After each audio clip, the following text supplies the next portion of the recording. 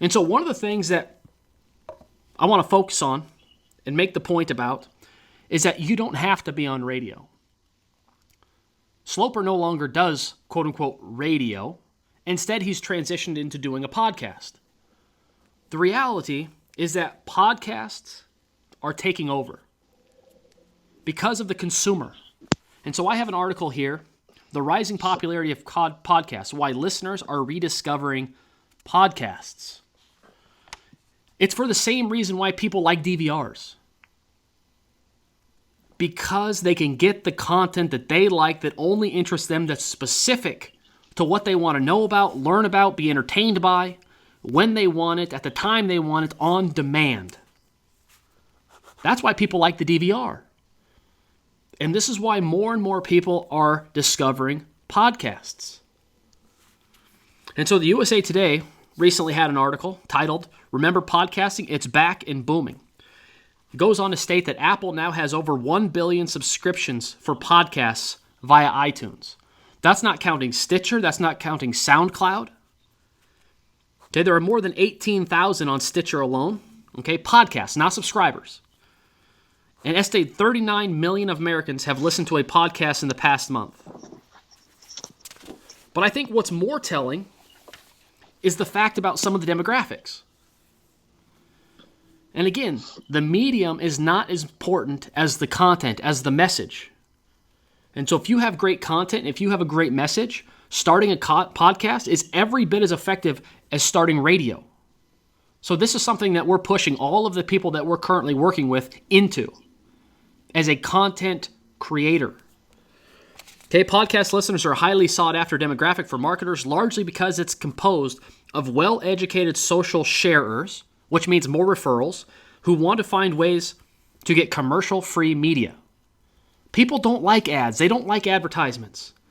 They don't want to tune into AM talk to hear the quote-unquote show that you might purchase, which most agents can't afford because you're looking at $10,000 or $12,000 or $15,000 for a 30-minute spot, unless you're in some obscure small town. Now, the key here is that you don't even have to keep your content on podcasts.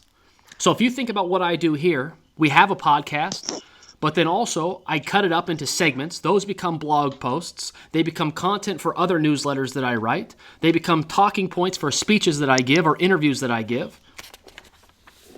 There are multiple ways to leverage the content that you create as a result of the podcast. And so there is a headline here. Anyone who's anyone has a podcast these days, and they're finding millions of listeners. And so John Lee Dumas, if you are familiar with the podcast world, if you're not, we'll talk about that in a minute. But here's a guy who was a real estate agent. He was driving around in his car. He was listening to podcasts. He realized that there was nobody out there putting out a daily podcast. So he decided that he was going to start to produce one. And within 12 to 18 months, started making $100,000 a month from his podcast. Okay, now he has a business worth about $2 million a year. And he didn't spend any money on external marketing. This speaks to how easy it is using podcasts it can be to find an audience, traffic to your offers. Hopefully you have a book. Hopefully you have assets. Clear Channel, the nation's largest radio broadcaster, in July added podcasts to its iHeartRadio service. Clear Channel President of Digital, Brian Leckamp, we need to be where the consumers are. So AM talk radio, you're seeing it. So if you go to talkers.com, you can look at the ratings for different talk radio hosts, whether it be Limbaugh or Glenn Beck or Sean Hannity. Over the last 12 months, over the last 24 months, they've been on a downward decline. From 20 million, Rush Limbaugh used to have, to 18 to 15 to now 12. 12 million weekly listeners. It's a lot, don't get me wrong. But it's not particularly helpful for the local business owner. That kind of radio.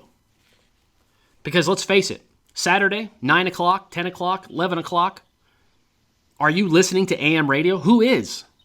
Who does?